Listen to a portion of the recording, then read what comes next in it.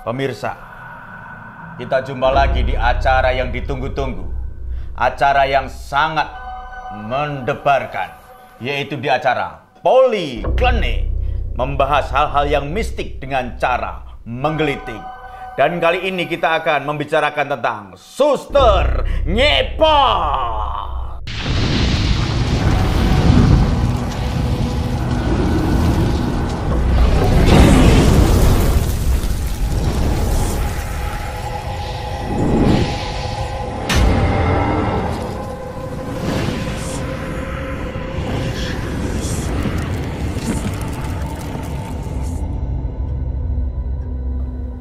Ngesot.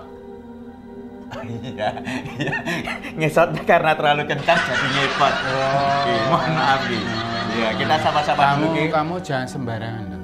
Kita sapa-sapa dulu, Ki. Oh, sapa-sapa. Sebelum Ki Jongoyo menakut-nakuti saya, biar saya lebih los, saya sapa-sapa dulu untuk penggemar Poliklinik yang ada di Malaysia, Brunei Darussalam, Suriname, Belanda, Thailand, Vietnam, Kongo, dan masyarakat di mana saja yang selalu setia dengan Poliklinik. Anda bisa komen-komen, bisa menceritakan pengalaman misteri Anda melalui komentar di bawah ini, atau ingin diangkat cerita tentang apa, silahkan. Atau mungkin menginginkan kami berdua dengan tim untuk berkunjung di kota Anda, dijamu, makan, atau apa, kami tunggu. Ini yang aku suka. Dijamu. Terus kamu kalau yang ngundang orang Kongo tadi, terus dijamu, ya Kongo kui. Gimana itu? Orang Kongo itu maksudnya bukan luar negeri, cuma daerah situ aja. Daerah mana? Kongo. Kongo kui. Kongo kui lho. Kita ngomongin mengenai Suster Kesot. Iya. Bisa diceritakan, Ki? Dia kenapa dia ngesot? Karena nggak bisa jalan. Serius, Ki? Kok kamu malah yang nakut-nakuti, kok jadinya malah kamu? Iya. Diceritakan, Ki, awal mula dinamakan Suster Kesot itu. Ini sebenarnya sudah jadi hantu yang populer di daerah kita. Dan biasanya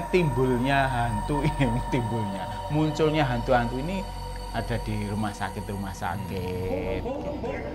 Ya kan, karena hubungannya dengan suster itu tadi. Sebenarnya timbul cerita ini pertama itu dari daerah sana, barat sana. Di sebuah rumah sakit. Barat mana?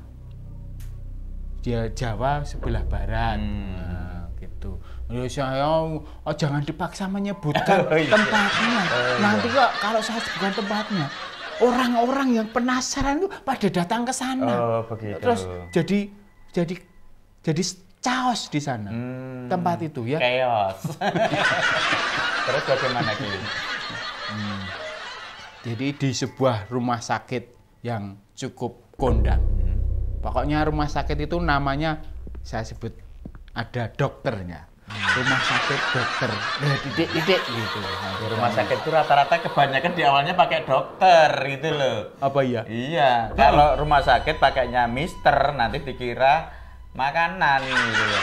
Oh, kebanyakan pakai dokter. Pakai dokter. Oh, itu malah semakin menyamarkan. Oh iya terus. Di situ pernah ada cerita yang membuat tokoh hantu Suster Ngesot ini jadi populer. Itu konon ceritanya ada seorang suster itu perawat itu loh, yang berjaga sendirian.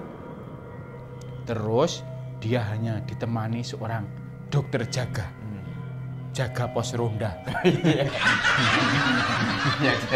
Dokter jaga itu loh, biasa kalau malam-malam itu loh namanya dokter jaga kan.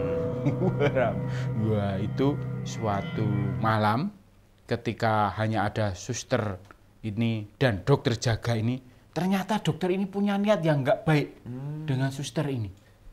Terus suatu ketika suster ini mau mengunjungi sebuah laboratorium, di sana dicegat oleh dokter ini. Terus dipaksa untuk diperkosa, digagahi, ya kan? Karena nggak mau dia dipaksa, terus setelah berhasil untuk menghilangkan buktinya ini, susternya itu dibunuh. Dan bahkan kakinya suster ini dimutilasi. Itu loh, dipotong itu. Ya, mutilasi. Bukan keadaan cerita sudah begitu, poinnya tegang itu sudah dapat, jangan dibikin lelucon. Oh iya, maaf. Ya, terus? Maaf. Iya, terus Ki.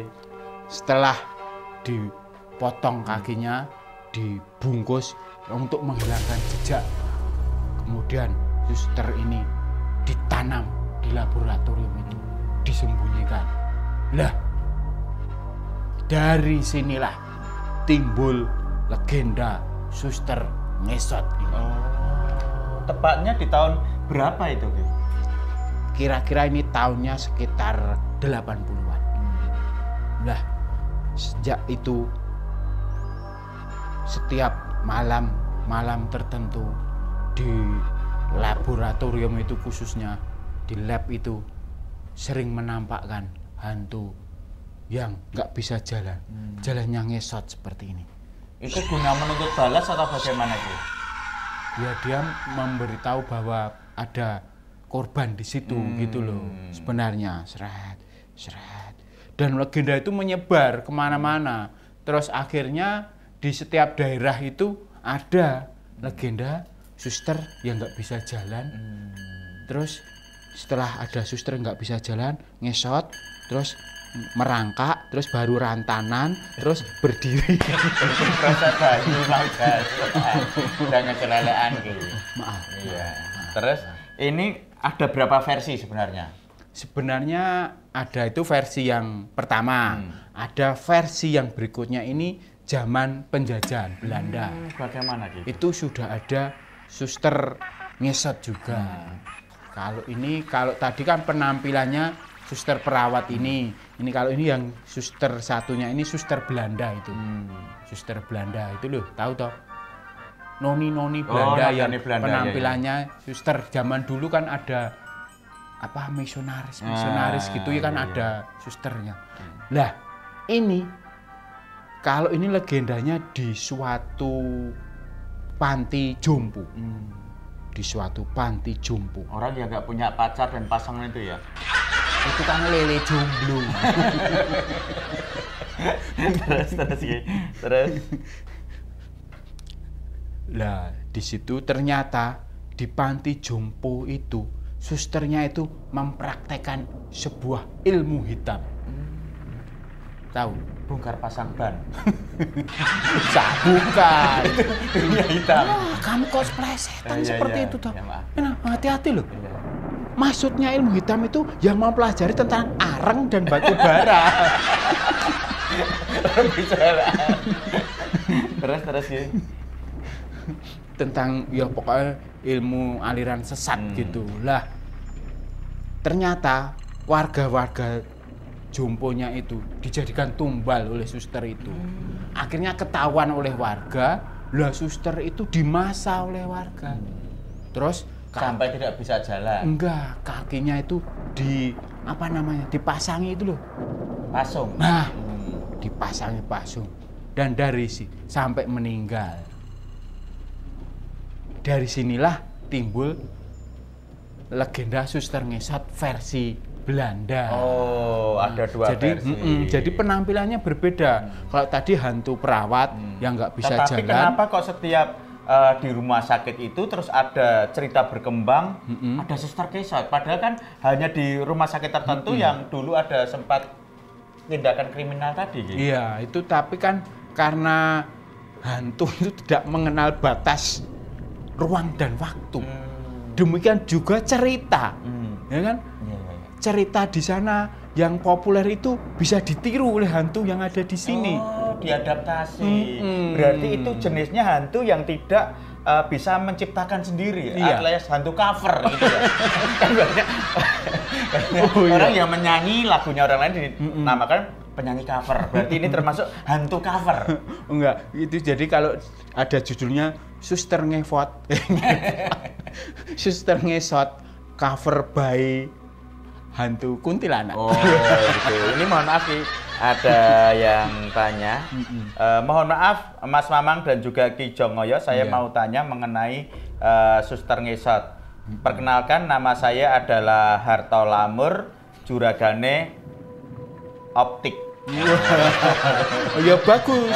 Ya karena dia lamur, jadi dia untuk mengobatinya itu pakai optiknya sendiri. Ya ini saya mau tanya, bagaimana perilaku Suster Ngesot itu sampai ditakuti? Ya, yang jelas karena dia menakuti karena penampakannya. Apakah dia itu bisa membunuh? Piye toh? Ini pertanyaannya belum selesai gitu loh, jangan terburu menjawab. Ya kalau belum selesai ya jangan dititik dulu. Saya nggak nitik. Siapa yang nitik? Punya siapa? Ya terus bagaimana? Mocomu loh, jangan iya. berhenti dulu. Ini sudah selesai belum? Nanti saya ngomong lagi, kamu lanjutkan lagi. Mas Harto Lamur itu enggak dengar kan? Lamur sama budek itu beda. Beda ya. Kok komplit man? Sudah lamur terus nggak denger. Gimana? Yang jelas penampakannya tentu karena hantu itu menangkap penampakan terakhir ketika peristiwa yang naas itu terjadi. Jadi kaki tidak ada, mesti bekas penganiayaan yang berdarah-darah begitu. Lah itu akan menampakkan orang-orang yang di situ. Itu sebenarnya hantu itu minta tolong gitu ya dia? Dulu awalnya di legenda itu ya, tapi kan kalau sampai populer sampai sekarang kan enggak. Berarti dia cuma menakut-nakuti supaya orang itu takut. Yang namanya menakut-nakuti kan tujuannya takut, nggak seneng. Terus pesannya apa Ki? Pesannya? Iya. Ini sudah sampai ke pesan. Saya kok semakin perintang-perinting gitu Ki. Pesannya apa? Sebelum ke pesan lagi, Jongoyo punya cerita apa lagi? Duh, saya pernah ada. Bagaimana? Penampakan. Waktu saya di rumah sakit. Saya pernah lihat penampakan. Bagaimana? Waktu itu ada penampakan suster gitu. Ya entah suster entah apa, pokoknya dia itu wanita, sosok wanita berbaju putih dan nggak bisa jalan. Terus dia itu serot gitu sampai menimbulkan suara yang sangat mengerikan. Serot. Saya lihat, dia tuh nggak bisa jalan. Dia pakai baju putih, rok putih gitu.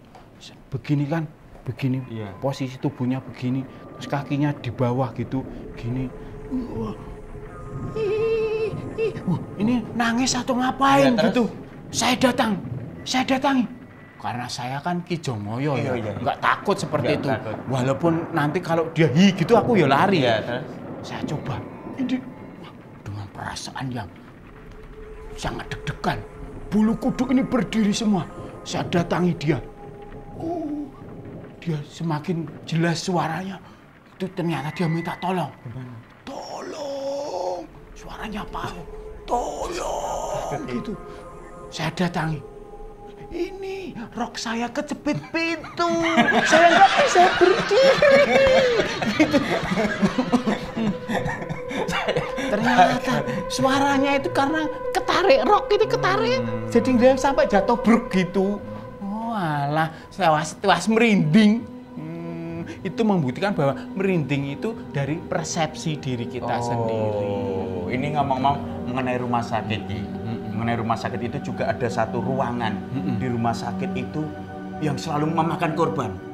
Begitu ada orang dirawat di situ sore harinya, besoknya meninggal. Terus ada perawat itu, ada orang dirawat di ruangan itu, ada perawat masuk, besoknya meninggal. Ternyata ketika dicek, ternyata setiap malam perawat itu mau pulang itu mengambil stop kontak oksigennya itu.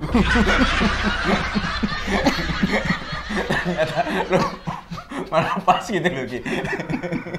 Nangkap apa yang saya ceritakan ya Ki ya.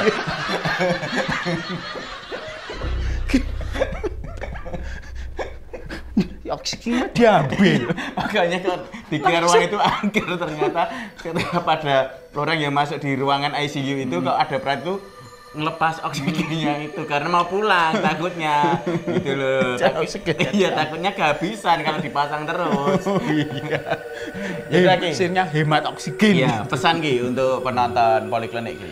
Pesannya untuk para penonton Poliklinik semuanya. Jadilah Kameranya sini Ki.